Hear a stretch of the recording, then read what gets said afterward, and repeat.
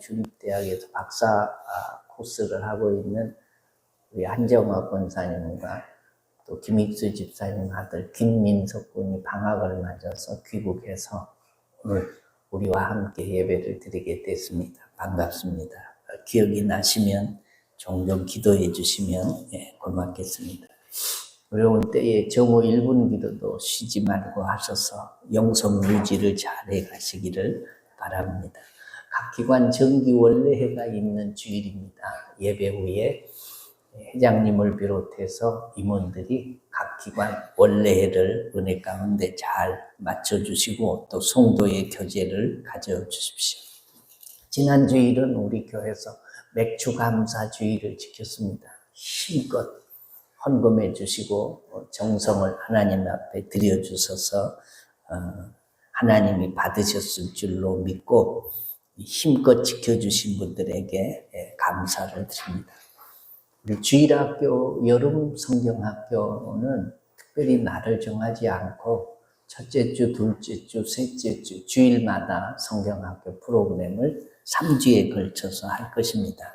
해당 아이들을 가지고 계신 부모님들은 신경 쓰셔서 함께 참여해 주시면 감사하겠습니다. 이제 하나님 말씀을 보겠습니다. 하나님 말씀은 창세기 45장 25절 말씀부터 28절 말씀까지 김익수 집사님께서 봉독해 주시겠습니다. 그들이 애굽에서 올라와 가나안 땅으로 들어가서 아버지 야곱에게 이르러 알려 이르되 요셉이 지금까지 살아있어 애굽 땅 주지가 되었더이다. 야곱이 그들의 말을 읽지 못하여 어리둥절 하더니 그들이 또 요셉이 자기들에게 부탁한 모든 말로 그에게 말하며 그들의 아버지 야곱은 요셉이 자기를 태우려고 보낸 수레를 보고서야 기운이 주체하니라. 이스라엘이 이르되 조카도다 내 아들 요셉이 지금까지 살아있으니 내가 죽기 전에 가서 그를 보리라 하니라. 아멘. 살아계시고 전능하신 하나님 아버지, 단 하루의 삶도 장담하지 못할 만큼 위험 많은 세상에 살고 있습니다. 지치고 병든 이들도 있습니다. 사연 없는 사람이 없고 상처 없는 사람이 없는 세상 살다가 주님 앞에 나왔습니다. 위로와 싸매심과 치료와 회복이 있기를 소원합니다. 도와 주옵소서. 예배 중 감사하는 마음으로 헌금 드린 손길들이 있습니다. 이 예물에 우리의 믿음과 정성과 소원들이 있습니다. 들으시고 받으시고 축복하시고 갚아 주옵소서. 세상에서 시달리다가 사람은 믿을 대상이 아니고 하나님만이 믿을 대상임을 깨닫고 주님 앞에 나온 사랑하는 사람들, 주님이 이들의 손을 붙잡으시고 안수하시고 긍휼히 여겨 주옵소서. 이 좋은 날에 군대 객지 외국으로 흩어져 사는 이들, 병상의 환자들 어느 자리에 있든지 은총의 날개 아래 품어 주옵소서. 전하는 말씀이 은혜와 복이 되게 하옵소서. 우리 구원자 되시는 예수님의 이름으로 기도드리옵나이다. 아멘. 할렐루야. 오늘 아침 어떻습니까? 좋다고 해야 좋아지는 것입니다. 내 입의 말로 네가 잡히게 되기 때문에 그렇습니다. 오늘 아침에는 우리 행복이 효도입니다 라는 제목으로 하나님의 말씀을 잠깐 증거하겠습니다. 경기도 평택에 사는 70세인 송영길 씨라는 분이 있습니다. 더불어민주당 대표를 지낸 그분이 아니고 동명이인입니다. 이분은 딸이 하나 있었는데 99년 2월 학교 간다고 집을 나선 고3 딸이 21년이 지난 오늘까지 돌아오지 않고 있습니다. 마지막 목격자가 동명인데 함께 있던 친구가 승강장까지 배웅을 했던 친구고, 또 하나는 버스 기사가 10시 넘어서 혼자 타니까 눈여겨보다가 그가 내린 승강장에 내려줬는데 그것이 끝입니다. 그 이후로 아무 소식이 없습니다. 장학금을 받을 만큼 공부도 잘했고 똑똑한 아이였습니다. 딸이 돌아오지 않으니 부모님의 마음이 얼마나 불안하고 아프겠습니까? 그 이후로 그 딸을 찾기 위해서 생업을 중단하고 21년 동안 그 부모는 모든 것을 딸 찾는 데 걸었습니다. 전단지만 2천만 장을 뿌렸고 전국을 돌며 현수막을 4,000장 이상 붙였습니다. 21년이 지난 지금 자영업을 하던 아버지는 전 재산을 다 소비를 해버렸습니다. 그리고 아주 어렵게 살아가고 있습니다. 그럼에도 이 딸을 찾는 일을 그만둘 수가 없습니다. 아버님이 딸을 찾기 위해서 이동한 거리는 지구를 18바퀴 돌고 남을 거리를 이동을 했습니다. 딸을 찾기 위해서 전국을 돌아다닌 거리만도 65만 킬로를 돌아다녔다고 하니 아이 그 부모의 가슴이 어떻게 찢어지고 망가졌는지는 우리가 상상할 수 있습니다. 어머니는 딸이 실종된 지 7년 만에 이게 우울증에 시달리다가 농약을 음용해서 돌아가셨고, 그 후에 이분은 포기하지 않고 내 딸을 찾겠다고 내가 반드시 딸 송혜이를 찾는다라고 자기 집 안방에다가 액자를 만들어서 걸어두고 지금도 찾고 돌아다니고 있습니다. 눈을 감는다고 우리가 시각장애인의 고통을 어떻게 다 이해하겠습니까마는 그 마음을 우리가 어떻게 감히 헤아리겠습니까?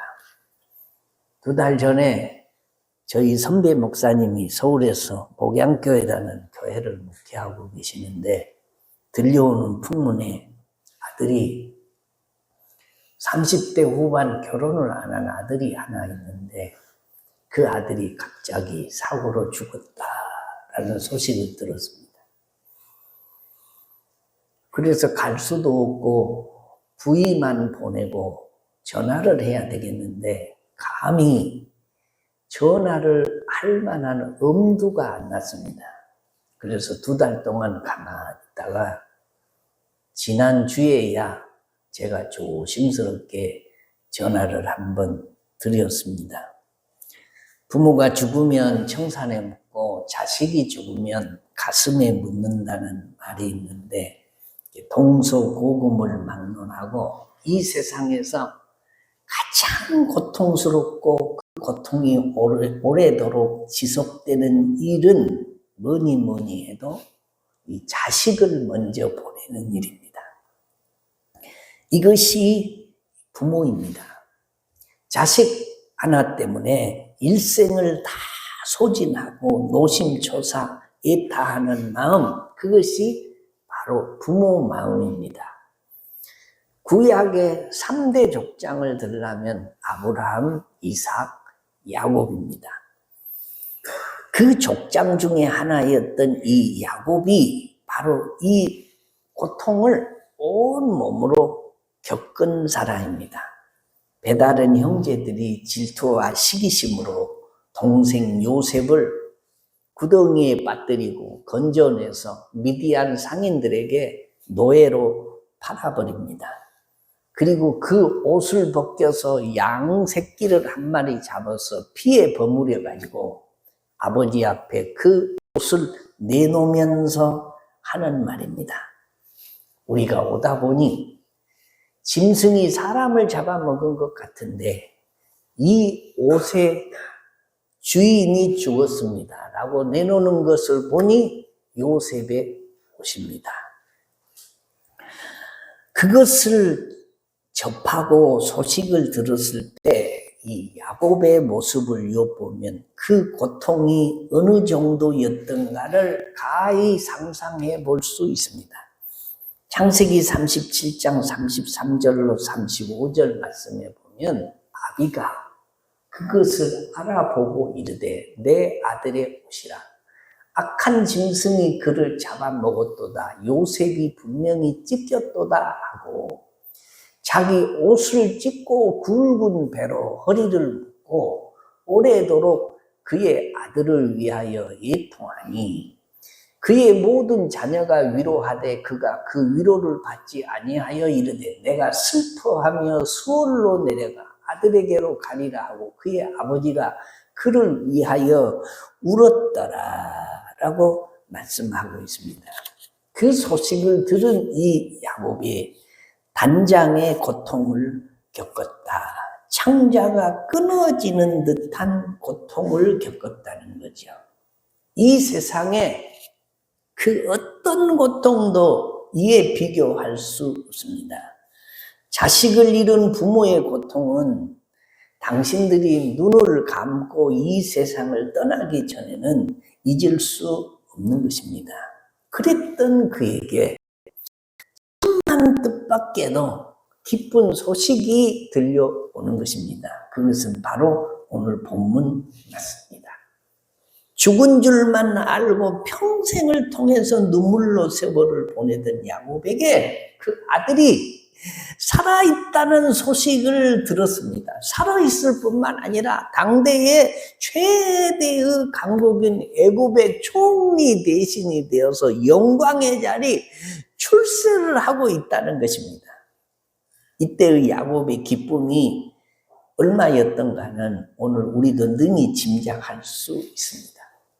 죽었던 아들이 가슴에 묻고 애통하고 슬퍼하며 살았던 그 아들이 살았을 뿐만 아니라 애굽의 총리가 되어 있다는 소식보다 야곱의 일생 중에 들은 소식 중에 가장 기쁘고 환희가 넘치고 감격스러운 소식이었다라는 거죠. 자식의 성공이 부모의 성공이고 자식의 행복이 부모의 행복이고 자식의 불행이 부모의 불행이고 자식의 아픔이 부모의 아픔이고 자식의 기쁨이 부모의 기쁨입니다. 시분의 난 얘기입니다. 아버지가 못 입고 못 먹고 금검전략에서 1억이라는 돈을 모았습니다. 그래서 요긴하게 쓸 데가 있어서 찾아다가 자기 방에다가 사과 갯장에다가 박스에다가 1억을 차곡차곡 모아뒀어요. 그런데 18살 먹은 요 철없는 이 불효자 자식이 그것을 몽땅 아버지 몰래 훔쳐가지고 자기 친구하고 둘이 다 오토바이 한 대씩 사고 그리고 나머지 돈은 갖다가 이 어린 놈들이 룸사롱에 가서 여자들을 끼고 막 몇백만 원짜리 술을 퍼마시고 그리고 나머지 돈은 오토바이 안장에다 숨겨놨습니다. 그것을 안 아버지가 경찰에 신고를 했어요. 그런데 이놈들이 하루에 돈을 얼마를 썼냐? 2천만 원을 쓰고 8천만 원을 오토바이 안장에 감춰둬서 그 아이들이 경찰서에 끌려갔다 하는 그 신문에 난 얘기입니다. 또 다른 얘기도 있어요. 30대 이 남매가 34살 먹은 누나하고 30살 먹은 이 남동생이 둘이 모의를 하는데 아버지가 돈이 많으니까 아버지가 우리를 돈을 안 주니까 우리가 아버지를 죽이고 아버지 것을 좀 우리가 차지하고 미리 나눠 갖자. 그리고 너는 가스 분사기를 준비를 해라. 나는 전기 충전기를 준비를 하겠다고 카톡으로 서로 연락을 하고 준비해가지고 실행을 했는데 아버지가 쓰러지니까 이거 죽이려고 하다가 미수에 그쳐가지고 둘이 결국 구속됐다 하는 이야기를 이 신문에서 봅니다. 말세지 말이죠. 어떻게 자식이 부모를 죽이려고까지 하겠냐라는 겁니다. 자식을 그렇게 키우고 싶은 부모가 어디 있겠습니까? 한 가지 분명한 것은 부모님께 효도가 다른 데 있는 것이 아니라 내가 이 땅에 사는 동안 행복하게 살고 성공하고 살고 믿음으로 사는 겁니다. 우리 어릴 때요, 우리 어머니가 하는 말이 늘 있어요. 어머니 좀 뭐 좀 잡수고 몸도 좀 쉬고 편히 좀 하세요. 죽을 고생을 하면서 사니까. 그러니까 어머니 하시는 말씀이 항상 똑같습니다. 나는 너희들만 괜찮으면 나는 괜찮다. 너희들만 괜찮으면 나는 굶어도 좋고 나는 힘들어도 좋고 나는 불행해도 좋고 너희들만 괜찮으면 항상 그것이 앞에 붙었습니다. 우리가 자식을 그렇게 키우고 싶어서 키운 것도 아니고 이 땅에 사는 동안 어떤 것이 효도냐? 내가 행복하게 사는 것이 부모님께 효도하는 것이고 부모님을 행복하게 하는 것인 줄로 믿어지시면 아멘. 그렇게 살기 위해서 우리들이 할 일이 뭐냐? 첫째는 어떤 상황에서도 절망하지 말아야 된다라는 겁니다. 여기에 대한 정확한 해답을 아버지 야곱에게 효도하였던 요셉이 친히 보여주고 있습니다. 우리 창세기 강의가 끝나고 출애굽기를 하는 수요일 밤에 요셉이 나이 17살에 삶의 가장 큰 위기를 만납니다. 형들의 미움을 받아서 죽을 고비를 넘기고 먼 타국의 노예로 팔려갑니다. 인생을 시작도 해보기 전에 자신의 잘못한 것이 없음에도 불구하고 먼 타국의 남의 집에 종살이를 간다는 거죠. 지금의 이 종과 옛날의 종은 다릅니다. 옛날 이 시대의 종은 사람은 이 짐승과 다른 것이 사람의 노예는 말을 할 수 있는 차이와 짐승은 이게 말을 할 수 없는 것 차이밖에 없다라고 생각을 했습니다. 자기가 종이 되면 자식도 종이 되고 손주도 종입니다. 자기가 아니고 그냥 종입니다. 당시 종은 사람 취급을 받지 못했습니다. 그냥 종일 뿐입니다. 주인의 소유물이고 물건일 뿐입니다. 생사찬달권이 주인에게 달렸습니다. 아무런 희망도 기대도 할 수 없습니다. 그날 생명부지하고 하루 세 끼 먹고 살면 다행이고 행복입니다. 그럼에도 불구하고 이 요셉은 절망하지 않습니다. 자신을 팔아먹은 형들을 증오하지도 않습니다. 오로지 그 처한 상황에서 최선을 다합니다.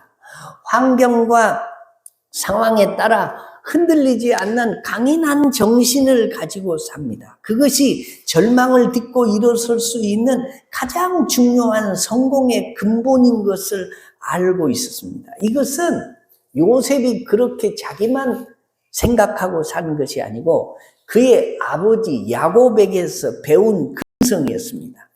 어린 나이에 야곱도 마찬가지입니다. 부모 곁을 떠나서 도망갑니다. 자기가 잘못한 것이 아니고 누가 잘못한 거냐? 어머니가 편애해서 아버지로부터 오는 축복을 큰아들에게 안 가고 둘째 아들에게 가게 하고 싶은 욕망 때문에 결국 형의 이 살기를 피해서 외삼촌 댁으로 도망을 가는 것입니다. 외삼촌 댁에 가서 사는데 10번이 넘는 품삯의 사기를 당합니다. 심지어는 자기가 좋아하는 여인과 결혼하는 이 중대사 가운데서라도 속임을 당합니다. 그러나 야곱은 불평하거나 절망하거나 포기하지 않습니다. 그리고 어떻게 되냐? 끝내는 거부가 됩니다. 대가족을 만들어서 그곳에서 나옵니다. 어떤 상황 속에서도 절망하지 않고 오뚜기처럼 일어나고 또 일어날 수 있는 열정, 그것이 성공의 미천이고 행복의 기본입니다. 여러분, 사람은 믿을 대상이 아닙니다. 믿을 대상은 오직 하나님 한 분밖에 없는 줄로 믿으시면 아멘. 그러면 사람은 무슨 대상이냐? 이해할 대상이고 사랑할 대상입니다.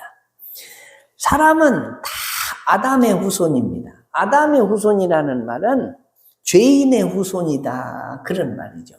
모든 사람에게는 이 아담의 피가 흘러서 아담 속에 있던 불순종, 불평, 배신, 핑계의 DNA가 사람들 속에 흘러 내려오고 있는 것입니다. 그래서 세상이 냉정합니다. 약육, 강식의 논리가 지배하는 세상입니다.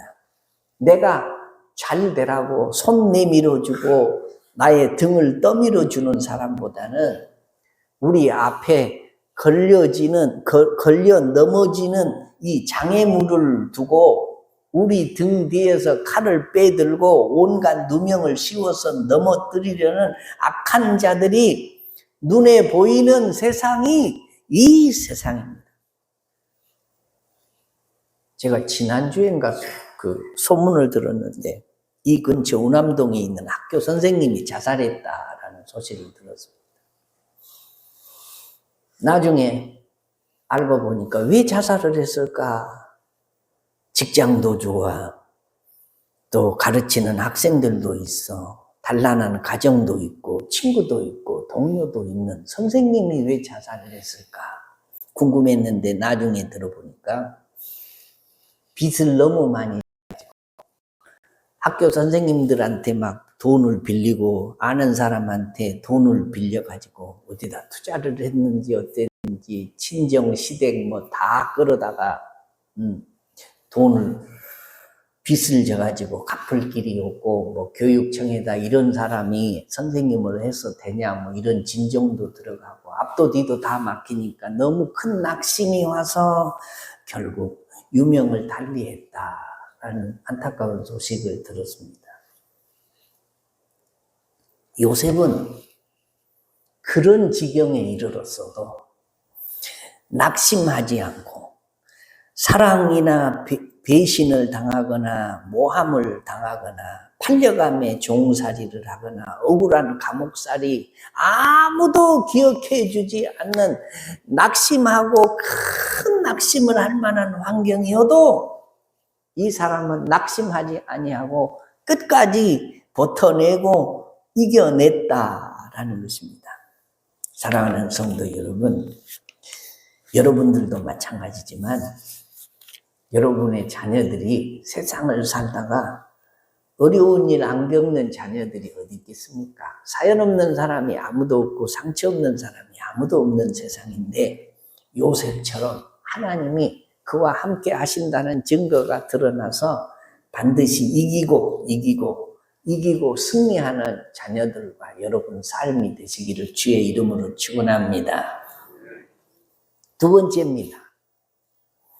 우리가 이 땅에서 행복하게 살기 위한 두 번째 가장 큰 요건은 하나님의 도우심을 받아야 합니다. 성경에 나와 있는 수많은 인물 가운데 하나님의 도우심이 없이 성공한 사람은 한 사람도 없습니다. 믿으시면 아멘. 세상 사람들도 말합니다. 무슨 말? 독불장군 없다라고 말합니다. 자기 혼자 힘으로 성공하는 사람은 없다는 말이에요. 성공의 뒤안길을 살펴를 보면 사람을 잘 만나고 기회를 잘 만나고 환경을 잘 만나고 반드시 이유가 있습니다. 과연 그렇습니다. 험난한 인생의 여정에 머나 먼 길을 걸어가면서 우리들이 당하는 고통의 길은 예측도 없이 다가옵니다.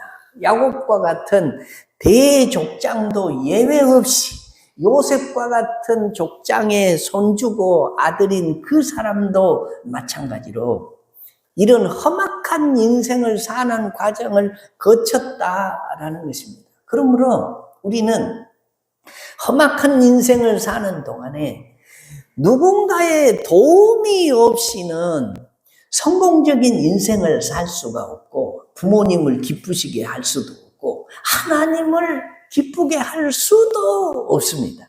신앙생활도 마찬가지입니다. 내 마음대로 잘할 수 있을 것 같지만 아닙니다. 하나님이 나를 부르시고 믿어지는 은혜를 주셔야 가능합니다. 마태복음 10장 20절에 말하는 이는 너희가 아니라 너희 속에 말씀하시는 이 곧 너희 아버지의 성령이시니라 라고 말씀합니다. 또 다른 성경에서는 성령으로서가 아니고서는 하나님을 아버지라 부를 수 없나니라 라고 말씀해요. 성령님이 믿게 해야 믿어지는 것이고 하나님의 부르심이 없이는 누구도 하나님 앞에 나올 수 없는 것입니다. 그러므로 나 같은 죄인 불러주신 것을 감사하고 믿어지는 은혜를 주신 것을 감사하고 천국 백성 삼아주신 것을 감사하고 하나님의 자녀로 인쳐주신 것을 감사하고 현재 내가 신앙을 잃지 않고 보존하고 신앙생활을 하고 있다는 것을 감사하는 것입니다. 그러므로 감사하지 않을 것이 아무것도 없습니다. 다 은혜요, 감사요, 축복입니다. 동의하시면 아멘. 내 힘으로, 내 능력으로 뭘 할 수 있다고 생각하는 것은 이거 교만인 것입니다. 자식을 잘 키우고 훌륭하게 키워서 가문을 빛내고 나라에 기둥되게 하고 자신도 영광스럽게 살고 부모의 기쁨이 되도록 키우고 싶지 않는 부모가 어디 있겠습니까? 그런데 그게 내 맘대로 안 된다는 게 문제가 있어요. 요즘에 젊은 부부들이 그 자식을 키우는 것을 보면, 자식을 사랑하는 것을 보면 세대차가 격세지감이 느껴져요. 격세지감이 뭐냐? 오래지 않는 동안에 몰라보게 변해서 아주 다른 세상이 된 것 같은 느낌이 격세지감이에요. 우리는 저렇게 할 수도 없었고 하지도 않았는데 라는 생각이 들 수밖에 없습니다. 아주 눈물겹도록 자식에게 요즘 젊은이들은 올인을 합니다. 자식이 하나 내지는 둘밖에 없는 이 희소성 때문에도 그렇지만 요즘 젊은 사람들은요, 다 그렇게 자식들을 그렇게 키워요. 그것이 자식 사랑이기도 하고 자기 사랑이기도 합니다. 그러나 우리 그리스도인들은 반드시 기억해야 합니다. 내가 수고하고 정성을 기울이고 노력해야 하지만 하나님이 도와주시지 않으면, 하나님이 축복해 주시지 않으면 이게 무산대공이 된다는 것입니다. 하나님의 도우심이 필요 없는 사람은 아무도 없고, 더구나 그리스도인들은 하나님의 사랑 안에 있고 하나님의 관심 안에 있습니다. 하나님 손바닥 안에 있는 게 우리 그리스도인들입니다. 하나님이 우리를 얼마나 사랑하시냐. 독생자 예수 그리스도의 십자가의 피값으로 우리를 사셔서 보관하고 계신다. 모든 일이 그리스도인들은 하나님의 허락하심 안에 있습니다. 우리의 믿음이 어떤 믿음이냐? 제가 종종 하는 말입니다. 하나님이 높이시면 낮출 사람이 없습니다. 하나님이 낮추시는데 높아질 사람도 없고, 하나님이 축복을 해주시는데 복 없이 살 사람도 없고, 하나님이 복을 거두어 가시는데 복 있게 살 사람도 없습니다. 하나님이 행복하게 하시는데 불행하게 사는 사람도 없고, 하나님이 행복을 빼앗아 가시는데 행복을 지킬 사람도 없습니다. 그래서 그리스도인의 인생은 생사화복이 하나님 손에 달렸습니다. 믿으시면 아멘. 이것이 저와 여러분의 믿음입니다. 이 믿음이 투철한 사람이 있고, 이 믿음이 흐릿한 사람이 있어요. 그래서 믿음에 좋고, 이 약하고, 강하고 약하고 좋고, 이게 별로인 것이 무슨 차이냐. 생사화복이 나의 모든 것은 주님 손에 달렸습니다 라고 믿는 그 믿음의 강도 차이다라는 것입니다. 이것을 확실히 믿고 안 믿고의 차이가 무슨 차이냐? 믿음의 차이. 그러므로 하나님의 축복을 그만 받아도 되는 사람은 아무도 없습니다. 목사님, 저도 하나님의 축복이 더 필요하고 여러분도 하나님의 축복을 더 받아야 되고 여러분의 자녀들도 하나님의 축복을 더 받아야 합니다. 동의하시면 아멘. 아멘 하신 분들만 더 받으시기를 바랍니다. 그래도 아멘을 안 한 사람은 아멘은 축복을 받는 그릇입니다. 야곱이나 요셉의 성공이 자기들이 똑똑해서 그렇게 된 것이 아니고 100% 하나님의 도우심이었습니다. 증거가 오늘 말씀 속에 있습니다. 창세기 39장 2절로 3절에 보면 여호와께서 요셉과 함께 하심으로 그가 형통한 자가 되어 그 주인 애굽 사람의 집에 있으니 그 주인이 여호와께서 그와 함께 하심을 보고 또 여호와께서 그의 범사에 형통케 하심을 보았더라. 이 말씀은 요셉이 결코 잘나서 성공한 것이 아니다라는 거예요. 전적으로 요셉의 성공의 배후에는 하나님이 계셨습니다. 그리고 이것을 훗날 요셉이 또 이렇게 고백합니다. 창세기 45장 5절에 당신들이 나를 이곳에 팔았으므로 근심하지 마소서, 한탄하지 마소서. 하나님이 생명을 구원하시려고 나를 당신들 앞서 보내셨나이다. 요셉의 성공은 하나님의 거룩한 뜻이었습니다. 그러므로 요셉은 스스로 절망하지도 않고 스스로 잘난 체 하지도 않았습니다. 비단 요셉만의 문제가 그의 아버지 야곱 또한 전혀 예외가 아니었습니다. 야곱이 거부가 된 배경에는 절대적인 하나님의 간섭이 계셨고 도우심이 계셨기 때문입니다. 창세기 31장 7절로 9절에 보니까 그대들의 아버지가 나를 속여 품삯을 10번이나 변경하였느니라. 그러나 하나님이 그를 막으사 나를 해치지 못하게 하셨으며 그가 이르기를 점 있는 것이 내 싹이 되리라 하면 온 양떼가 낳은 것이 점 있는 것이요 또 얼룩무늬 있는 것이 내 싹이 되리라 하면 온 양떼가 낳은 것이 얼룩무늬 있는 것이니 하나님이 이같이 그대들의 아버지의 가축을 빼앗아 내게 주셨느니라. 이것이 야곱의 고백입니다. 내가 부자 된 것이 하나님이 이렇게 부자가 되게 했지 내가 뭐 권모술수를 많이 써서 그런 거 아니다. 책임을 하나님 앞에 돌리는 것입니다. 주권을 하나님 앞에 돌리는 것입니다. 야곱이나 요셉이나 지금의 나의 나된 것은 내 힘으로가 아닌 하나님의 도우심이었다고 고백하고 있는 것입니다. 은혜였다고 고백을 하는 것입니다. 사랑하는 성도 여러분, 세상에서 가장 숭고한 사랑이 있다면 부모가 자식을 사랑하는 사랑입니다. 세상에서 가장 높고 고귀한 사랑이 있다면 하나님이 독생자 예수 그리스도를 십자가에 내어주시고 우리 죄인들을 구원해 주시는 하나님의 사랑입니다. 믿어지시면 아멘.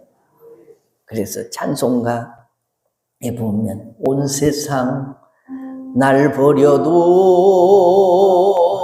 주 예수 안 버려 끝까지 나를 돌아보시니 주는 저 산 밑에 백합 빛나는 새벽별 이 땅 위에 비길 것이 없도다. 할렐루야. 이 땅 위에 비길 것이 없는 사랑이 주 예수님의 사랑, 하나님의 사랑이다라는 거예요. 그래서 요한복음 15장 13절에 사람이 친구를 위하여 자기 목숨을 버리면 이보다 더 큰 사랑이 없나니. 예수님이 우리를 위하여 목숨을 버려준 사랑이기 때문에 이 세상에 이보다 더 큰 사랑은 없습니다.